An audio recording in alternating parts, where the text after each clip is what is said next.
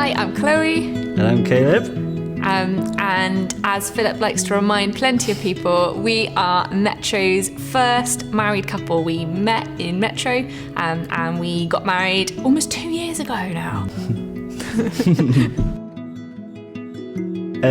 We met in church. I moved to Bristol probably about 8 months before we first met, and Chloe moved back to Bristol from uni. And we were in the same hub, so we got chatting that way, and kind of eventually managed to pry away for a not date, as you like to call it. It was not a date.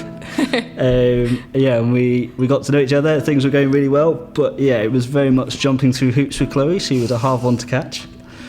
I had pretty much just moved to Bristol over the last few months, and I had a lot of change in my life. I got a new job, there were a lot of things that were different, and I just met Caleb at Hub, and he was great, and we got on really well, and we clicked straight away.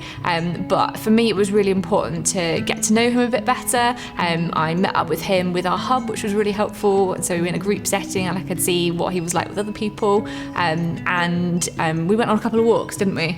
A bit later on, just the two of us, which was really nice. And again, there was no kind of like agenda or anything, but it was just like two friends kind of hanging out, which was really good. Of course there's an agenda. But I just knew that I had to pass the creep test first. And then you weren't the creep, yeah. After a little while, we started officially going out, which was great. And I was quite aware that I needed to have a chat with Caleb pretty quickly about boundaries, particularly physical boundaries. Having been in a relationship before and not having really had that chat early on, I knew how important it was to really do that from the offset.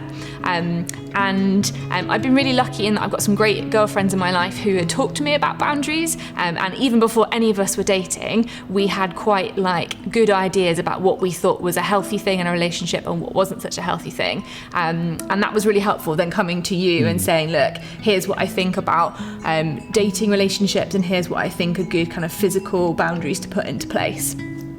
To kind of protect and respect both of us. So some of the stuff for us practically was Chloe would admit she doesn't make great decisions after late at night. So at 11 o'clock we made sure that Chloe was home, and we were finished up. I had a studio, I was renting a studio flat, so obviously the joys of that. Tiny studio flat with a double bed in the middle and then a small kitchen and a bathroom, and that was it. So we just made the decision very early on that any time we'd spend in the flat would be sat on the floor, well away from the bed, and some people may laugh at that, but that was kind of just us protecting ourselves and, having some parameters around a relationship so that we can get to know each other in a real safe environment, one that actually is really loving for each other. And we kind of decided in that actually holidaying together wouldn't be a good idea. No. We weren't kind of accountable to anyone if we did that, so we decided that actually that wouldn't be something we'd be able to do. So instead, if we did go away, we'd go away with a large group of friends, all that had similar principles to us, that would be accountable, that would be there to kind of keep us accountable. So just those sort of things. Also in our relationship, we both had people that were separate that we would go to, that if we had any issue, we could go to them and have a chat about. So we were kind of also having conversations with other people as well, which was hugely a huge help. Yeah. It is true that the Christian way of doing dating and physical boundaries is 100% different from the culture that we see around us. The very idea that sex is to be enjoyed within marriage is a big deal to the rest of the world. And certainly when we have told friends and colleagues and stuff that's what we did, you do get a lot of jokes, but you do get a lot of respect as well. For having made a decision and stuck to it. For us, the reasons why we really believed that this was the right thing to do are that, we trust God and we believe that He made us, and actually His rules, because He made us and knows us best, are going to be the best ones to follow. And for our own health and well-being, we knew that actually saving sex for within marriage was a godly thing to do, but also a way of looking after ourselves and looking after each other.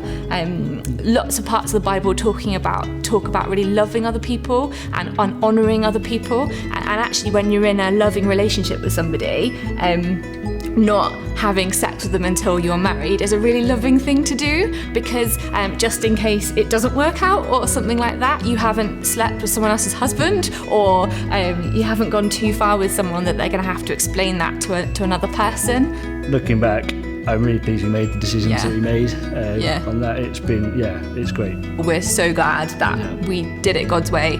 using God's rules, because actually his ways do make sense.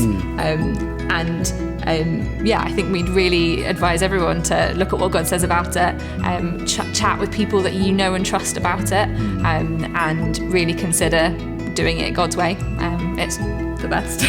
No regrets at all. Okay. I just look so awkward with my arms like